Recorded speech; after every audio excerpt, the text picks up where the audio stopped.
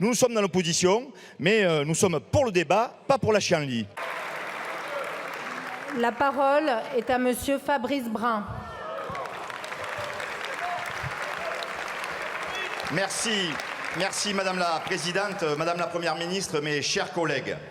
100 € pour faire un plein, 2000 € pour remplir la cuve de fioul, 200 € de plus par mois pour faire les courses. L'inflation galopante et les taxes plombent le pouvoir d'achat des Français. Et il est temps d'agir vite et fort. En revalorisant les pensions des retraités et des personnes en situation de handicap, en faveur desquelles nous nous battons, vous le savez, depuis des mois, pour revaloriser l'AAH, l'allocation adulte handicapé. En baissant les charges, comme la CSG, pour les retraités, les salariés et les indépendants, et faire ainsi d'une pierre deux coups en revalorisant le travail, car il manque des bras partout. En neutralisant le prix des carburants à 1,50 € à la pompe, tous ceux qui ont besoin de leur voiture au quotidien, c'est 80% des Français, le savent, un litre de carburant, c'est 60% de taxes. Alors, stop à l'enfumage, rendez l'argent aux Français et nous faisons d'ailleurs des propositions très concrètes pour des économies budgétaires. Mes chers collègues, votez avec nous la carte vitale biométrique pour mettre fin aux fraudes. Ça, c'est du concret pour nos finances publiques et c'est ce que nous demandent les Français. Merci. Car ne vous y trompez pas, la prochaine pénurie qui nous guette touchera nos assiettes. À force de mettre des bâtons dans les roues de nos agriculteurs et de nos éleveurs, notre capacité de production agricole s'amenuise dangereusement. Il n'y a qu'à prendre par exemple l'incapacité de notre administration à accompagner les projets de stockage de l'eau pour comprendre que le risque, c'est de manger demain américain ou brésilien. Le mur de la dette approche à grande vitesse et vous foncez en klaxonnant. N'importons pas l'agriculture et l'alimentation dont nous ne voulons pas et faisons de cet accord un accord de juste échange en faisant un préalable non négociable du respect de nos normes sanitaires, sociales et environnementales pour protéger notre agriculture et notre alimentation.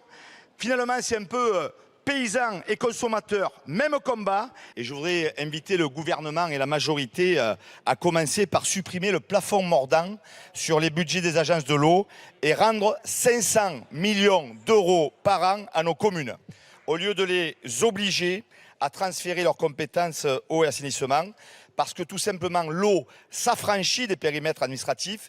Sur le terrain, c'est la réalité du bassin hydrographique qui détermine le bon niveau de gouvernance, qu'il soit communal ou intercommunal. Et ça, cela a été dit, je tiens à insister, c'est encore plus vrai dans les communes rurales, en zone de pente et de montagne.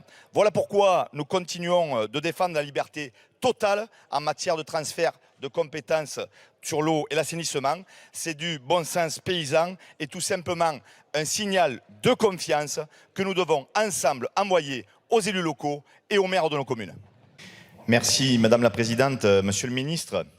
On parle beaucoup des villes, mais les 330 000 Ardéchois vous diront que les enjeux de sécurité publique en milieu rural sont bien réels, souvent méconnus, bien aussi vastes que nos territoires ruraux. Dans ma circonscription de la montagne ardéchoise à l'Ardèche méridionale, en passant par le bassin d'Aubenas, nous avons aussi besoin de gendarmes et de policiers supplémentaires, car rien ne remplace leur présence physique sur le terrain. Merci Madame la Présidente, Monsieur le Ministre, Monsieur le rapporteur, Madame la Présidente de Commission, mes chers collègues. Je crois qu'il est important dans ce débat, tout d'abord, de se mettre d'accord sur le diagnostic. Si le manque de médecins est un fait, c'est leur répartition inégale sur le territoire qui n'est plus tolérable. Oui, il y a un problème de démographie médicale dans notre pays. Non, il ne s'oppose pas avec la même acuité dans tous les territoires. Vous le sauriez d'ailleurs si vous habitiez sur l'Ardèche méridionale ou la montagne ardéchoise, un bassin de santé sous-dense au niveau médical, avec 100 000 habitants l'hiver, 300 000 habitants l'été, et avec un hôpital Aubenas à 2 heures du premier CHU. La parole est à Monsieur Fabrice Brun pour le groupe Les Républicains.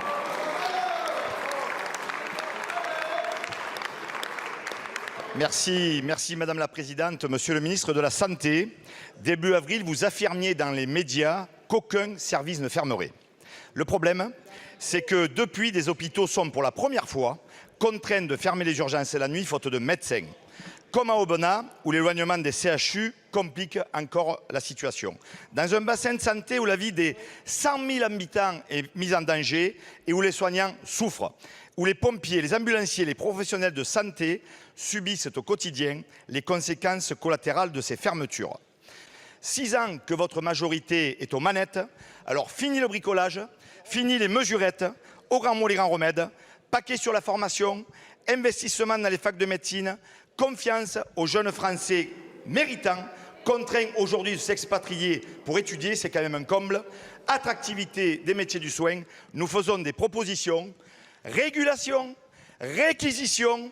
Je vous remercie, Monsieur le ministre. Monsieur Brun. Merci, Monsieur le ministre, pour votre réponse. Je ne remets pas en cause votre volonté d'avancer, mais apparemment, il y a un petit décalage entre vos informations et la réalité sur le terrain. Et je vous renouvelle mon invitation à venir à Aubenas constater les dégâts de votre politique. Merci. Je vous remercie.